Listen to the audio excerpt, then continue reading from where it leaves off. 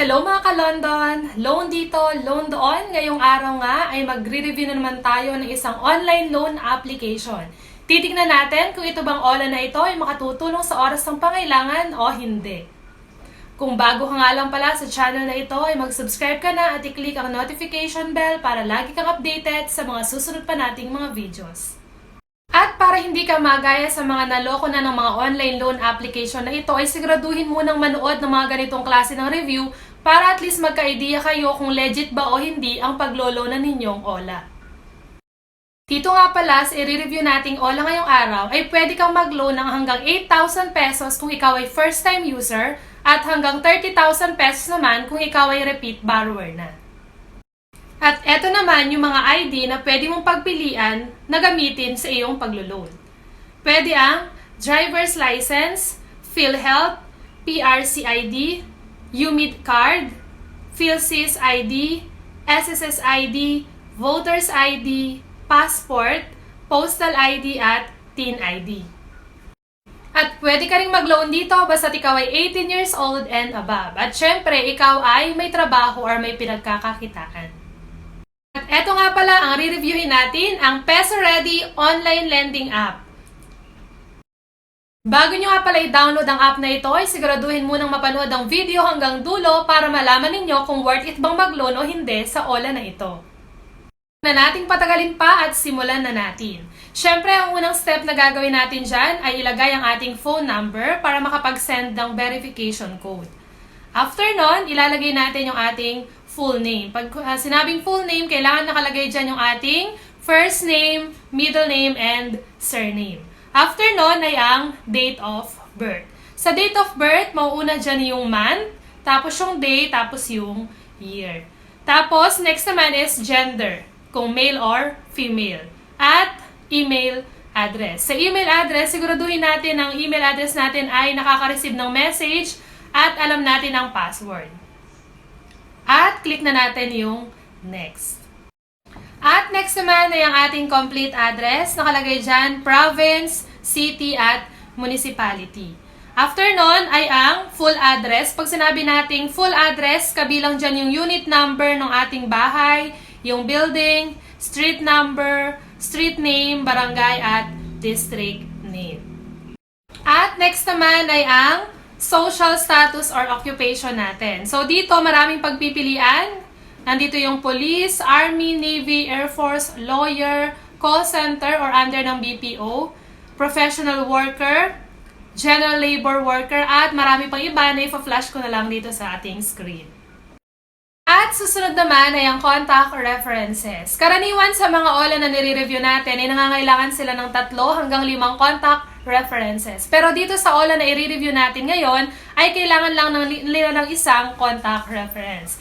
Lagi kong pinapaalala sa mga video natin na kapag tayo ay maglo-loan or balak nating mag-loan ay siguraduhin natin na 3 hanggang 5 lamang ang nasa contact sa ating cellphone para kung mag-message man ng mga agent ng OLA ay hindi lahat masenda ng mga messages. At syempre ilalagay din natin dyan yung ating monthly salary. Next naman, eto na. Dito na tayo sa please upload any document from the following list. Yun yung ID na napili natin kanina. So naibigay ko naman sa inyo yung mga list and then follow the given tips. Should occupy more than 90% of the photo. Front side of your valid ID, clear and visible. Should not be expired. Do not crop the document parts and no highlights. So yan yung dapat natin consider sa pagpipicture ng ating napiling ID para nang sa ganon ay hindi ma-reject ang ating loan. Magsi-selfie din daw tayo gamit ang ID na ating napili. Next naman ay dito na tayo kung saan ipapadala yung pera na ating niloan.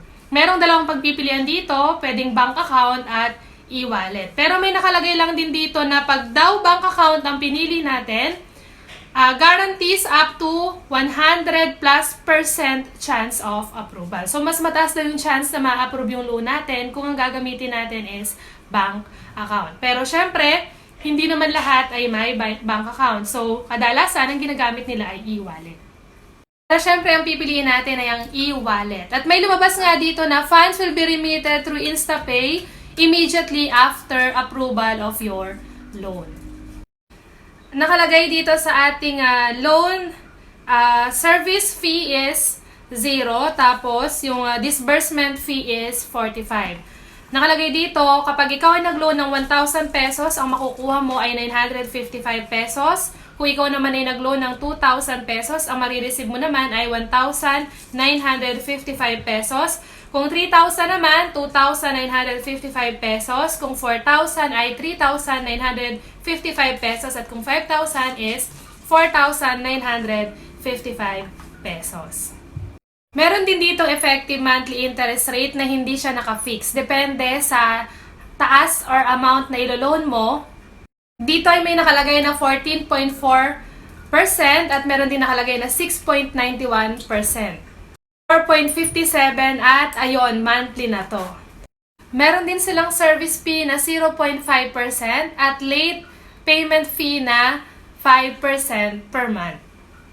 Kung bank naman ang pipiliin mo, ayan, nandyan yung mga bank na pwede mong pagpilian. Pwedeng BDO, BPI, Land Bank, Metrobank, RCBC, and Security Bank. At kung bank ang pipiliin mo ay mas mataas ang chance na ma-approve ang iyong loan. Dito nga pala sa OLA na ito ay hindi na-approve ang ating loan. Iniisip ko bakit kaya hindi na-approve. Siguro ay dahil dun sa picture or ID na sinend ko at siguro dahil din sa ang ginamit ko ay GCash. Kasi kanina may note na sila na kapag bank account ang ginamit natin ay mas mataas ang chance na ma-approve ang ating loan. Pero ganun pa man, nag-check pa rin tayo ng mga review ng mga nakapag-loan na dito sa online loan application na ito. Etong review ng isang nag-loan, sabi niya, 6K daw ang niloan niya, tapos buo niya daw ding na-receive yung 6K nang walang kaltas. So, ibig sabihin, maganda. Kasi sabi niya, 15 days na daw siyang na-delay sa peso ready. Pero, okay naman daw ang kanyang review. Yung isa naman, sabi niya dito, legit sa second loan. Legit mataas ang interest. Sa second loan daw niya ay 4,000 ang niloan niya, na binayaran niya ng up to 14 days at ang tubo ay 1,120. Sa third loan naman niya, 4K ang kanyang niloan tapos yung tubo daw is 1,800 pero binayaran naman niya ito ng 30 days. So, ibig sabihin dito sa OLA na ito ay meron talagang umaabot ng 30 days na pagbabayad. Siguro depende yon kung ilang beses ka nang nakapag-loan sa kanila. Kasi 'di ba yung mga OLA na nire-review natin, pagka first time user, madalas 7 days lang kailangan mo nang bayaran yung buong amount na niloan mo. May nabasa rin pala akong review dito sa OLA na ito na sinasabi na iba-iba daw ang mga agent.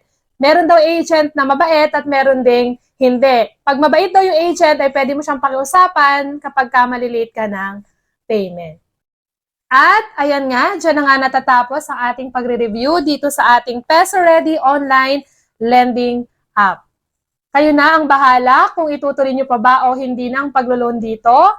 At hanggang sa muli nating pagre-review mga ka-London. Bye-bye!